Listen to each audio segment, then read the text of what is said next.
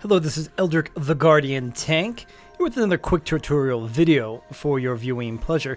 This time, I'm going to take the tank that I would say that I am the least best at, if that's where you can even put it, the Death Knight, into a 5-man in the Mists of Panderia Beta to kind of show you what you've been looking at. Now, if you are a Death Knight tank, the great thing I can tell you is, for better or worse, not a whole lot has changed. In fact, after playing the other 4 tanks, a lot more involved. I have instant runs from all the other tanks. You can go check them out on my YouTube channel, The Guardian Tank.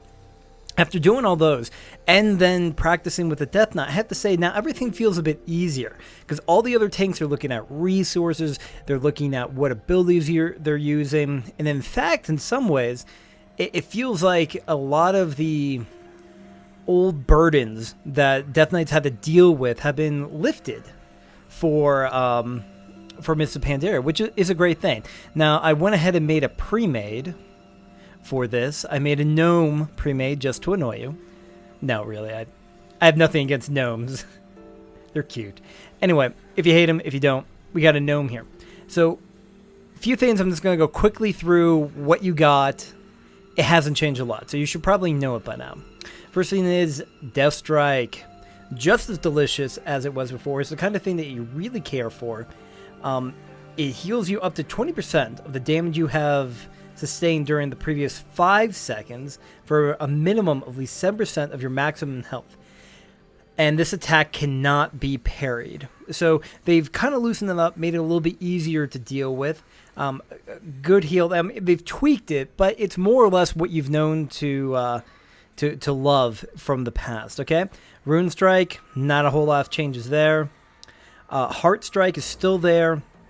Again, every strike that the Death Knight seems to have is like super complicated, but they are what they are. So you got Heart Strike, which is strong single target hit that also hits multiple things.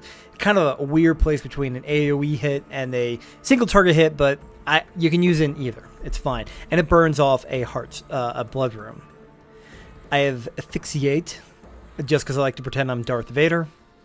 Then you got Icy Touch, and you got Plague Strike. Now, something I gotta mention about Plague Strike here is that puts out your Blood Plague, which is attached to your Weakening Blows debuff.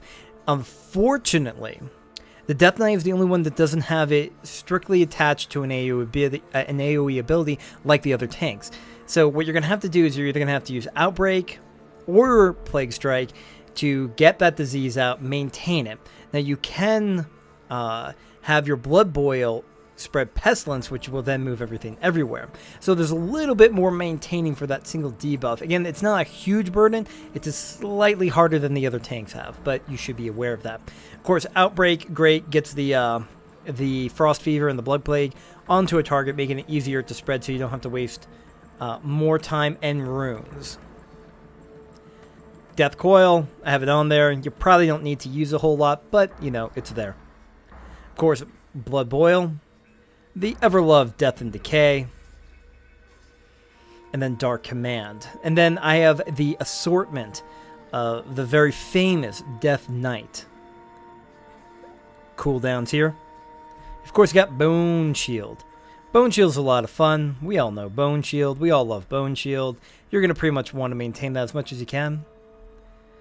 You have your Icebound Fortitude, your Vampiric Blood, your Rune Tap, your Empowered Runic Weapon, your Anti-Magic Shell.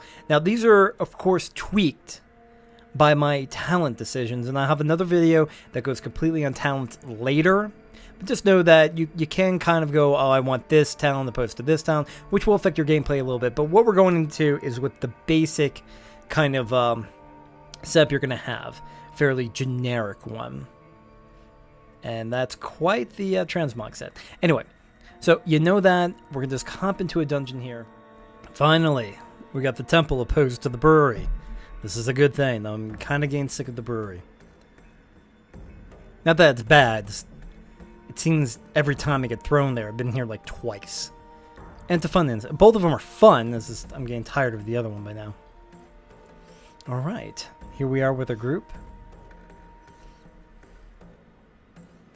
we'll just take you through this. Again, if you've played a Death Knight before, shouldn't be too hard for you. Do we at least have the healer here? They want to wait. I'll just jump around with my gnome. Is this a 3 gnome party? As it should be. Alright, here we go. Now, as you can see, you're going through your standard rotation here. Using Rune Strike when you can. Disc Striking. And maintaining. Don't forget about Weakening Blows. I'm going to go ahead and use Outbreak for that.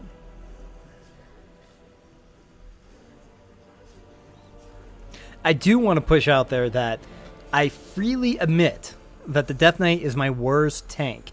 I'm not as comfortable with him as I am with the other tanks. So if you see me make a rotational error, forgive me. I have done worse and I will do worse, so get back into this. A lot of people prefer to use blood instead of Heart Strike, you use Blood Boil. I always like Heart Strike. Wait, this DPS really wants to get moving. Okay, as you can see, I'm going through the standard rotation. Keeping everything on me. Rune Striking.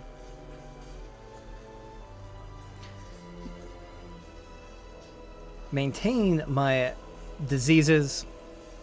And focusing on maximizing the number of death strikes that I can get.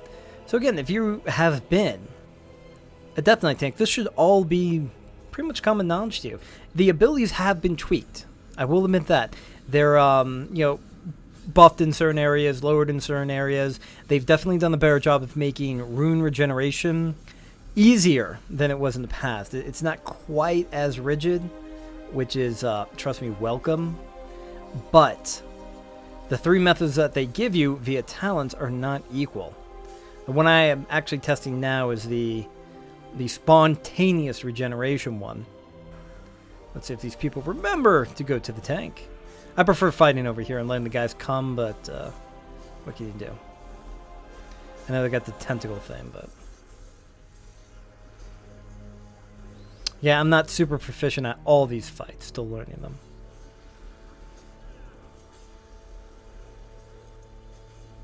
I'm having trouble with that one warrior. Oh well.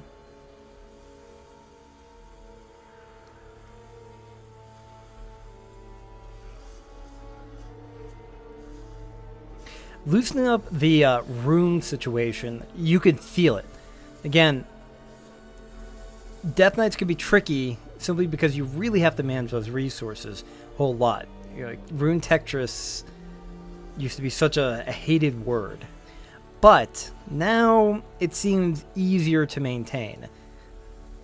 You have to worry about it maybe slightly more than some of the other tanks have to. It's not as, doesn't feel as seamless, like building and then expending. Here you're starting out full, you're expending and then regenerating, which sounds similar, but it is different.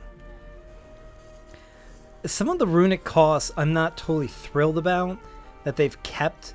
It seems like they've loosened those more for the other tanks and less for the DK. Now, again, they still aren't as bad.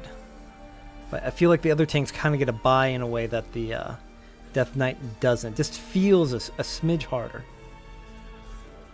But still fine. I mean, if you like playing the Death Knight, part of the problem could be just that I'm not as smooth with this particular tank as I am with the other tank. So things might feel a little bit harder for me just because of unfamiliarity. I mean, I have max level of all the tanks, but I tend to play my DK the least. Just going to finish off the boss here. You spin around and around. This part gets kind of redundant. These dungeons are not particularly hard. If you're worried about them being like Cataclysm level hard, don't. Yeah, basically we had to fight a few ads and then not get hit by the fire or the water jet that he's shooting out. There may be other mechanics, but they don't matter because they really don't come into play. And there you go. Alright, well, I hope you enjoyed this. Remember, if you've been playing a DK tank, then this shouldn't be a huge throw. All the other tanks have a lot of new things added, a different way of tanking with the active mitigation system. Luckily, the DK already pretty much had that, so they're more or less on parity as far as difficulty, managing resources, using the correct abilities at the correct time as the other tanks. So if you've been a DK, you're in for a good show because you know it, and it's improved from what you had in the past. Alright, that's it for this time. If you want to check out an audio version of what I do, go check out The Guardian Tank on iTunes. It's a podcast done weekly, all about tanking and PvE in the World of Warcraft. Go check that out, and I will see you next time.